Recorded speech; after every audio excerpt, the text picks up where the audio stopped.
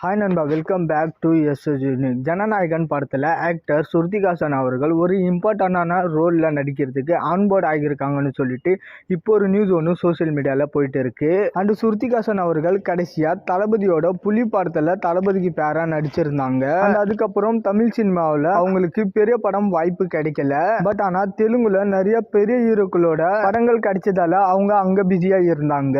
And இடையில சிங்கம் 3ன்னு சொல்லிட்டு அப்பப்போ தமிழ் சினிமாவில் வந்து தலையை காட்டினாலும் தமிழ்ல ஒரு டாப் ஹீரோனியா வர முடியல. கடைசியா விஜய் சேதுபதி அவர்களுடைய லாபம் படத்துல நடிச்சிருந்தாங்க, அதுவுமே ஃபிளாப். அண்ட் கேஜிஎஃப் இயக்குனர்ன்றதுனால சலார் படத்துல கம்பேக் கிடைக்கும்னு பார்த்தா, பட் ஆனா கமல் ப்ரொடக்ஷன்ல விக்ரம் படம் லோகேஷ் அவர்கள் டைரக்ட் பண்ணதால லோகேஷ் அவர்களோட ஃப்ரெண்ட் ஆகி அவரை வச்சியே ஒரு ஆல்பம் சாங்கும் பண்ணாங்க.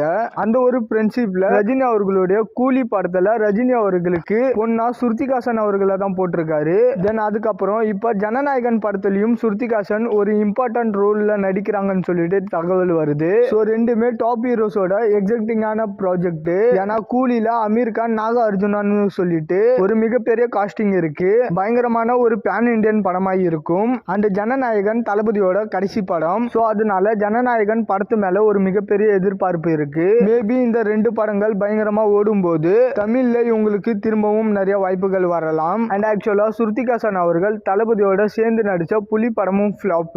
அண்ட் அதே மாதிரி பூஜா ஹெக்டே அவர்கள் தளபதியோட சேர்ந்து நடிச்ச பீஸ்ட் படமும் விமர்சனம் ரீதியா ஃபிளாப்.